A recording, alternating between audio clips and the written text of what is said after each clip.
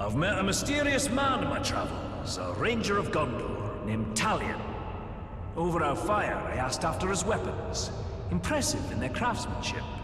A handsome blade, Orphael, has been at his side since his days stationed at the Black Gate, defending the borders of Gondor.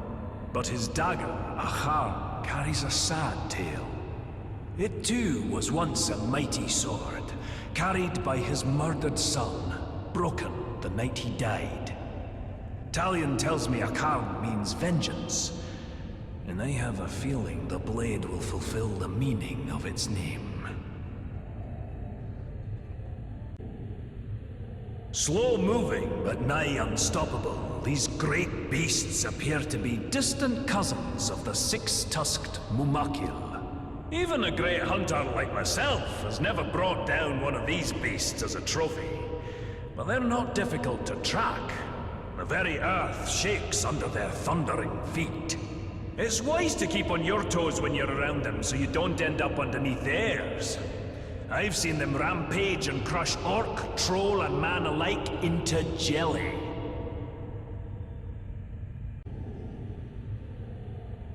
You'd think the sight of a lone peak in the countryside would bring cheer to a dwarf's heart. But alas, that is not so here. Orodruin, the mountain of fire. This volcano stands alone on the plateau of Gorgoroth, but the whole of Mordor seems to dwell in its shadow. It's said Sauron chose this land for his domain because of that mountain, and I hope it suits him. Even dormant, anyone unlucky enough to travel these lands has that hill to thank for choking this acrid air, filling our lungs with ash and our hearts with dread.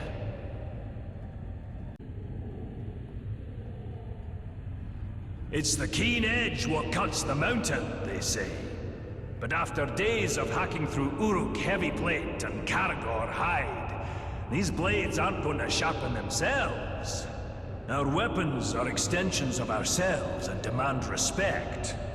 A well-honed blade sharpened with a genuine dwarven whetstone can make the difference between being a hunter or the prey. My brother Gorvin once took a swing at a Caragor, and his axe landed with a thud instead of a slide.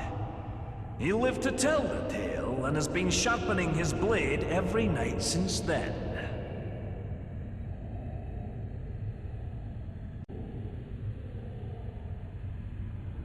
The solitary pass between the Valley of Udun to the north and the plateau of Gorgoroth to the south is guarded by the dread, graven image of Sauron himself, with the great kinds of men held subjugated in chains. The rock and steel of this visage inspires no deference in me for the craftsmanship or stonework.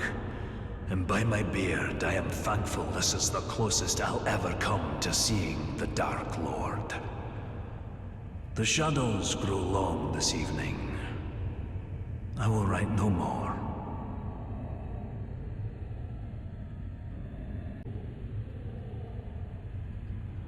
In my travels, I've amassed a worthy collection of treasure and trophies, heads and hides from all manner of foul beast, and even some lovely trinkets from the Second Age.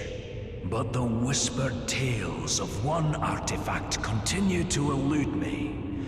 The legendary Forge Hammer, used by the elves to craft the Rings of Power themselves.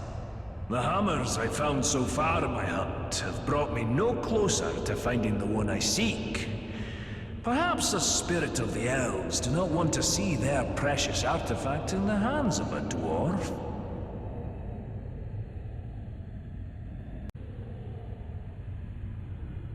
Few things in Mordor cause even the Uruks and trolls to quake in fear, and one such beast is the rare horned Graug. Standing nearly 5 dwarves tall, they're nigh unstoppable juggernauts of wanton destruction. Their very skin is tougher than leather, resistant to even the sharpest steel, if you can get close enough to strike a blow.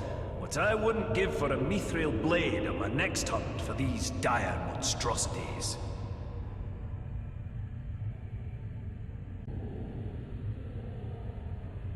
Among the orcs of Mordor, their greatest are the fighting Uruk-hai. And among them, their vicious captains reign over the tribes and armies with ironclad fists. I've dodged more than one pack of foul Uruk on my hunt to these dire lands, and I've stolen glimpses of the rite of ascension among these foul folk. Only the strongest and most devious lead, slaughtering their own kind until none stand to oppose them. Brutal, savage, dangerous. And they don't smell very sweet either.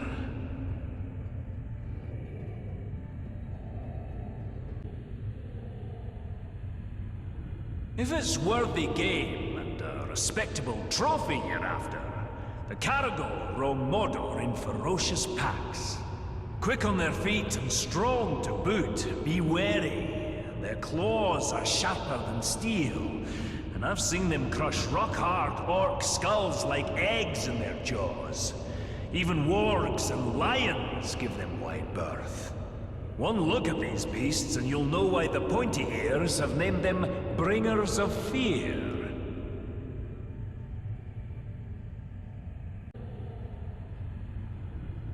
Mordor is in no short supply of terrible tales, and few more dreadful than the Black Captains of Sauron.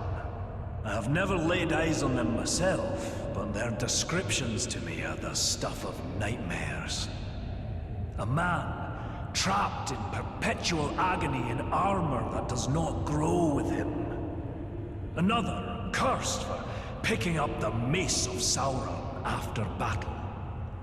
And the mightiest among them, the Black Hand, is not spoken of in passing in these lands. May my beard grow ever longer ere I cross paths with these villains. I'll stick to hunting fairer game.